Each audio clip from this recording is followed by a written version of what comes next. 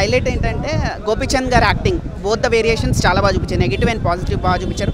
High production values ఉన్నాయి. And money what will money do అనేది బాగా చూపించారు. కానీ ఏంటంటే కొంచెం లెంత్ ఎక్కువ అయిపోయింది. లాస్ట్ 45 minutes ఉన్న మూవీనే కొంచెం మంచిగా తీసుంటే మూవీ మస్తు ఉండేది. అంటే ఫాస్ట్గా అయినట్టు అనిపించింది, క్రిస్పీగా ఉండేది ఎడిటింగ్. కానీ అంత ల్యాగ్ చేసేసాడు అనమాట.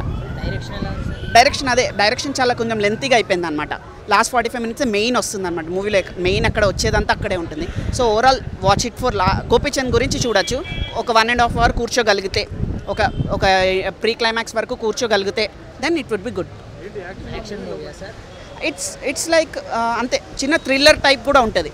యాక్షన్ కాదు, thriller type. What will money do అనేది మొత్తం మెయిన్ కాన్సెప్ట్ ఏంటంటే, ధనం మున మిగ జగత్ మన ట్రైలర్లో చూసినట్టు what can money do, money మన చేతి ఎన్ని పనులు చేయించగలుగుతుంది అనేది main concept of the movie అనమాట. సో థ్రిల్లర్ అని చెప్పుకోవచ్చు. హీరోయిన్స్ వాళ్ళదంతా జస్ట్ నార్మల్. క్యాథరిన్ ఇంకా హన్సిక ఉన్నారు, నార్మల్ రోల్స్ ఉన్నాయి. వాళ్ళంత హైలైట్స్ ఏం లేవు. తనికెళ్ళ బర్ని గారు he is having the main role. అయిందే టర్న్ ఓవర్ అయిందే అనమాట. So okay fine. Hero Gopichand is the main highlight అనమాట, both of the negative and positive.